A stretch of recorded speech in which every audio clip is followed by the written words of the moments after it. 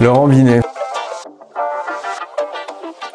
L'Union populaire, ce sera avec tous les hommes de bonne volonté qui se pensent encore un peu de gauche, mais surtout ce qui m'intéresse c'est le nom en fait. L'Union populaire, ça me fait penser à l'unité populaire du Chili d'Allende, et donc ça me parle et ça m'évoque une époque glorieuse de ce qu'était le socialisme, à une époque où le mot avait un sens, et donc voilà, ça me plaît. Pour convaincre les gens qui se pensent de gauche, je leur dirais que le vote utile, c'est pas juste pour les autres et c'est pas juste quand ça vous arrange. Moi, après 2002, bon, j'ai voté Ségolène Royal, j'ai voté François Hollande. Donc dans les deux cas, ça n'a servi à rien. Mais enfin, j'estime que j'ai droit à ce qu'on me rende l'appareil aujourd'hui et que voilà, les gens qui se disent de gauche votent pour le candidat de gauche le mieux placé, tout simplement.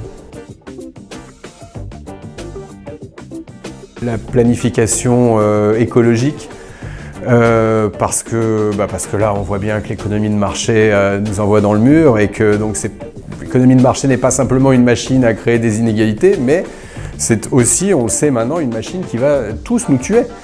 Voilà, je crois pas à l'écologie de marché, je crois pas qu'on puisse demander à des grandes entreprises dont la vocation est de faire du profit de freiner, de se saborder ou de se réformer. Il faut à un moment ou à un autre une économie planifiée, une économie dirigée, enfin on peut appeler ça comme on veut, mais en tout cas pas une économie de marché. Social-démocrate. Sachant qu'en fait, social-démocrate, historiquement, ça n'est évidemment pas la soupe que nous a proposée Hollande. C'est-à-dire que le Hollande qui se prétendait social-démocrate était en fait d'ultra-libéral, tout à fait standard, quoi. Enfin, standard, disons, ouais, bon, ce qu'on appelait à une époque un social-traître.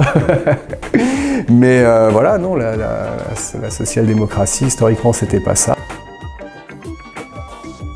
Je pense que je descends dans la rue pour faire comme en 1936, au moment du Front populaire, quand les grèves massives qui se sont organisées après la victoire de Léon Blum se sont décidées pour faire pression sur Léon Blum qui était arrivé au pouvoir pour qu'il mette en œuvre les réformes pour lesquelles il avait été élu. Et donc, si c'est le cas avec Jean-Luc Mélenchon, voilà, moi je ferai ça.